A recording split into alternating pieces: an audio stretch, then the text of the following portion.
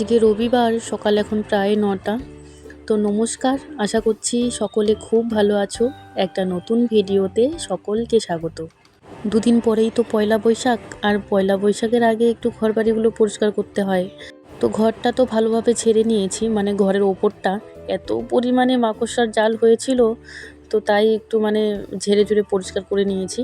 আর এই শোকেসটাও আজকে একটু পরিষ্কার করে নিচ্ছি। আর শোকেসের যে এই কাপড়গুলো যেগুলো দিয়ে আমি ঢেকে রেখেছি, তো সেগুলোও আজকে ধুয়ে দেবো আর কি।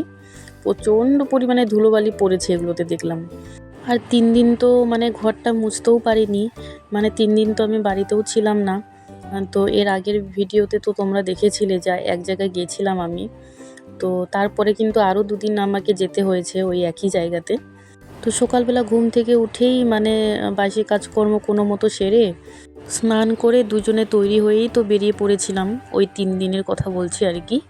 তো তাই সকালবেলা তেমনভাবে ঘরবাড়িটা পরিষ্কার করা হয়নি ওই ৩ দিন। আর তার জন্য নোংরাটা আরও বেশি লাগছে। পুরো ঘরটাতেই এত পরিমাণে ধুলো জমে গেছে এই ৩ দিনেই, মনে হচ্ছে যে ঘরটা ১ মাস ধরে পরিষ্কার করা হয় না। তাই আজকে ভাবছি যে একদম ঘরটাকে খুব ভালোভাবে পরিষ্কার করে নেব। যত ধুলোবালি রয়েছে সেগুলোকে একদম ভালোভাবে পরিষ্কার করে ঘরটাকে মুছবো আজকে।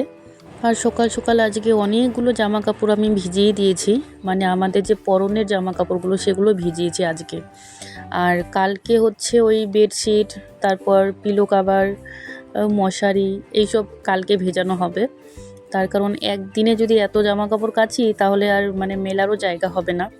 তাই আজকে আমাদের দুজনের যে পরনের জামা কাপড়গুলো আছে, যেগুলো নোংরা হয়েছে এই ৩ দিনে আর কি, তো সেগুলো ভিজিয়ে দিয়েছি।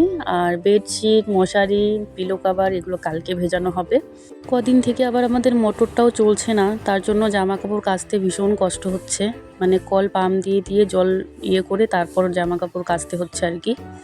আর সেই কারণে যখন ও দেখছে যে আমি এতগুলো করে কাপড় ভিজাচ্ছি, তখন কিন্তু ওকে বলতে হচ্ছে না, ও নিজেই কলটা পাম্প দিয়ে দিচ্ছে, জলটা ও ভরে দেয় আর আমি জামা কাপড়গুলো কেচে দিই। তবে প্রত্যেক দিন তো আর এটা সম্ভব নয় যে আমি জামা কাপড় কাচবো আর ও জল ভরে দেবে, কল পাম্প দিয়ে দিবে, সেটা তো সম্ভব নয়, তাই না? তার কারণ শুধু জামা কাপড় যে কাচতে হয় সারাদিনে সেটা তো নয়, আরও অনেক কাজ থাকে। জল ছাড়া তো কোনো কাজই হয় না।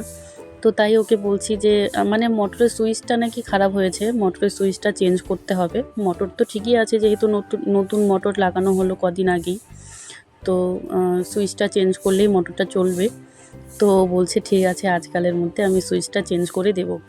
তো দেখো এদিকে ১ বালতি জামা কাপড় আমি কেচে নিয়ে চলে এসেছি। তো জামা কাপড়গুলো কাচার আগে কিন্তু আমি একটু শরবত করেছিলাম, বিটের শরবত। তো সেটা খেয়ে নিয়েছি, সেটা খেয়ে তারপর জামা কাপড়গুলো কেচে নিয়েছি। আর ওর জন্যও শরবত রেখে দিয়েছি, তার কারণ আজকে ঘরে দেখলাম যে চা পাতা শেষ হয়ে গেছে, তো তার জন্য আজকে আর লাল চা করতে পারিনি ওর জন্য। তো ওর জন্যও আমি বিটের শরবত রেখে দিয়েছি। আজকে ওকে জোর করে হলেও আমি বিটের শরবতটাই খাইয়ে দিব সকালবেলা, যদিও জোর করলে না করতে পারবে না, খেয়ে নেবে।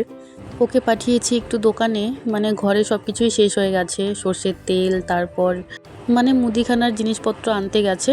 তো ও চলে আসলে তারপর ওকে বিটের শরবতটা দিব।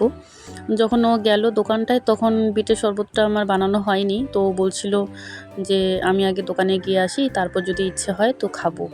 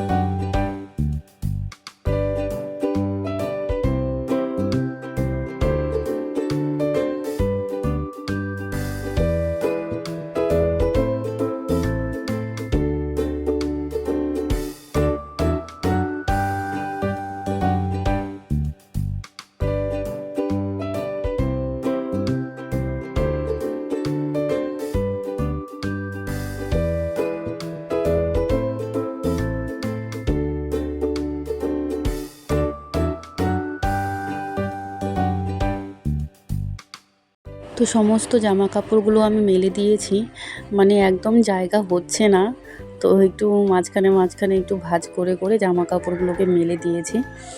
তো আশা করছি শুকিয়ে যাবে। আর জামা কাপড় কাচতে গিয়ে আমার এমন অবস্থা হয়েছে, মানে পুরো ঘেমে গেছি, এতটা পরিমাণে গরম লাগছিল। তো যাই হোক, জামা কাপড়গুলো মেলে দিয়েছি, কিছুটা এই ওয়ালটাতেও দিলাম, মানে জায়গা ধরছে না।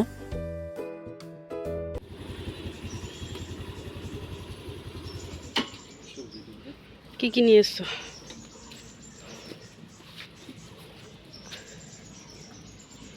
কি রান্না হবে আজকে? পনির? ওটা কি? ভেন্ডি।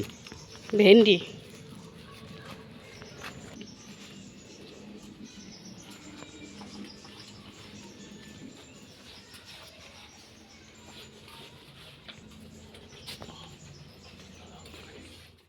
রবিবারে মোটামুটি সবার বাড়িতেই চিকেন মাটন রান্না হয়, আর আমার বাড়িতে হবে পনির। তো ইচ্ছে না করলেও এখন এই খাবারগুলোই আমাকে খেতে হবে, তার কারণ আমার তো এখন অনেক কিছুই খাওয়া দাওয়া বারণ রয়েছে। তো তাই এখন মানে পনির, তারপর লোকাল মাছ, এইসবই খেতে হয়। আর এই চারকোনা নিমকিগুলো যে এত ভালো লাগে খেতে, এর আগে একবার নিয়ে এসেছিল, তো এত ভালো লেগেছে খেতে, তাই আজকে ওকে বলে দিয়েছিলাম যে ওই চারকোনা নিমকিগুলো নিয়ে আসবে। তো তাই ও মনে করে নিয়ে এসেছে। সকালে তো অনেক কাজবাজ করা হলো, খিদেও পেয়ে গেছে প্রচণ্ড। তো তাই এখানে একটা রুটি নিয়ে বসেছি, রুটিটা কালকের, সবজিটাও কালকের, মানে রাত্রিবেলার। তো এটা দিয়েই সকালের জলখাবারটা সেরে নেব। একটাই রুটি ছিল, তো এটাই খেয়ে নেব। এটা খেয়ে দিয়ে তারপর স্নান করে নেব। আমি কিন্তু স্নান করে চলে এসেছি, তো এবার তো রান্নাবান্না বসাতে হবে। তো আজকে আমার ঠাকুমা চলে যাওয়ার 1 বছর পূরণ হলো। তো আজকে কিন্তু আমার বাড়িতে, মানে আমার বাবার বাড়িতে, মানে আমার ঠাকুমার বাৎসরিক কাজ চলছে আর কি। তো সকাল থেকে মাকে যে কতবার ফোন করলাম তার কোনো ঠিক নেই, তার কারণ অনেক ইচ্ছে ছিল যাওয়ার, তার কারণ এটাই তো ঠাকুমার শেষ কাজ। যেতে না পারার পিছনে অনেক কারণ রয়েছে, মানে যেই কারণে যেতে পারিনি। তার কারণ মানুষ বলে না যে সংসার হয়ে গেলে মানে কোনো কিছু নিজের হাতে থাকে না, তো সেটাই আর কি। আমার দিদি জামাইবাবুর আসার কথা ছিল, তবে ওরাও আসতে পারেনি, তার কারণ ওদের নাকি ট্রেনের টিকিট হয়নি, তাই সেই কারণেই আসতে পারলো না ওরাও। আর আমার বোনও তো বাড়িতে নেই, মানে আমার বোন গেছে ওই দিদি বাড়িতেই রয়েছে। তো বোনকে নিয়ে আসতো আর কি দিদি জামাইবাবু, কয়েকদিন থেকে ওরাও চলে যেত, যেহেতু ভোট সামনেই, ভোট চলে এসেছে। তো তবে ওই ট্রেনের টিকিট হয়নি বলে ওরা আসতে পারেনি। তো আজকে কাজ বাজ তো করছি সকাল থেকেই, মানে বলতে পারো শরীরটা আমার এই বাড়িতে রয়েছে আর মনটা চলে গেছে বাবার বাড়িতে। মানে এতটা পরিমাণে খারাপ লাগছে, আর এতটা মানে চিন্তা হচ্ছে, এত বড় কাজ মা বাবা একা সামলাচ্ছে, তো মা বাবার পাশে কেউ নেই। আমিও যেতে পারলাম না, আমার দিদি জামাইবাবুও আসতে পারলো না। আমার ভাই তো অনেক ছোট, ও তো এখনও কিচ্ছু বোঝে না, আর আমার বোনও বাড়িতে নেই।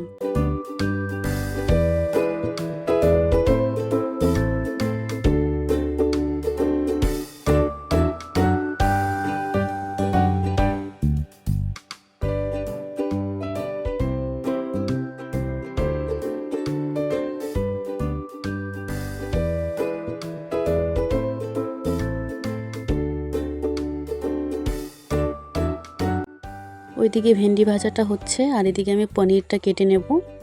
আর ওইদিকে আমি পনিরের জন্য আলুটা সেদ্ধ করে নিয়েছি, আলু পনিরের ঝোল হবে, আর তার সাথে তো ভেন্ডি ভাজা হচ্ছে।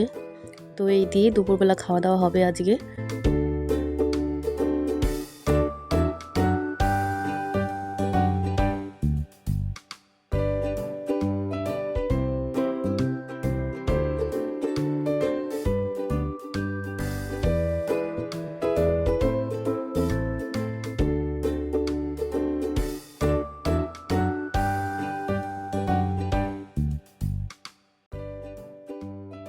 এইদিকে ভেন্ডি ভাজা হয়ে গেছে, ভেন্ডি ভাজাটা নামিয়ে নেব।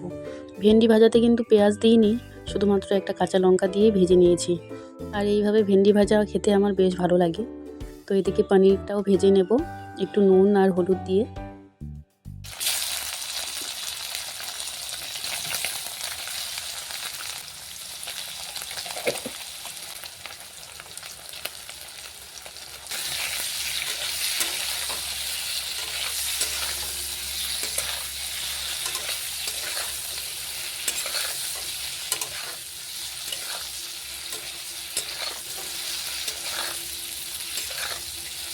তো পনিরটা এরকম লাল লাল করে ভেজে নিয়েছি, এবার নামিয়ে নেব।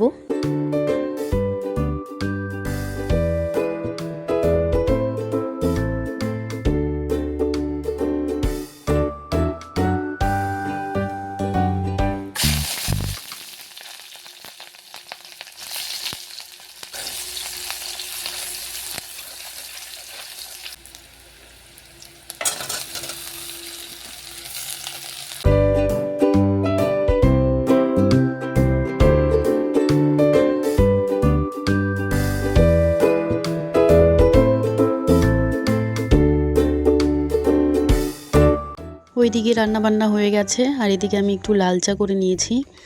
আমার ননাসরা এসেছে, তারপর আমার এক নন্দাই এসেছে, তো তাই এখানে আমি সবার জন্য লাল চা করে নিয়েছি। আমার এক ভাসুরের বাড়িতেই সবার জন্য রান্নাবান্না করেছিল, তো সেখানেই নাকি ওরা খাওয়া দাওয়া করেছে।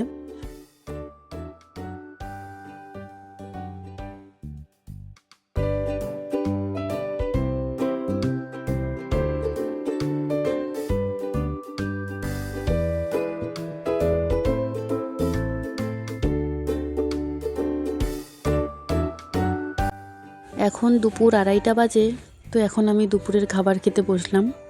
আজকে অনেকটা দেরি হয়ে গেছে খাবার খেতে, তবে কোনো ব্যাপার না, মাঝে মধ্যে তো এক আধ দিন দেরি হতেই পারে। সব সময় যে একই সময় ভাত খেতে পারবো বা খেতে হবে তার কোনো মানে নেই।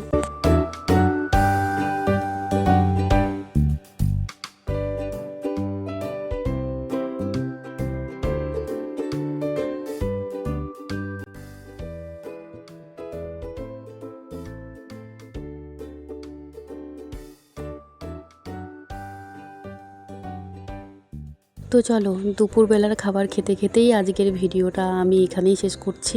সবাই ভালো থাকবে, সাবধানে থাকবে আর সুস্থ থাকবে। আর ভিডিওটা কেমন লাগলো অবশ্যই কমেন্টে জানাবে। ভালো লাগলে অবশ্যই একটা লাইক করে দিও, আর চ্যানেলে নতুন হলে অবশ্যই চ্যানেলটা সাবস্ক্রাইব করে রেখো। তো চলো, আবার দেখা হবে পরের ভিডিওতে।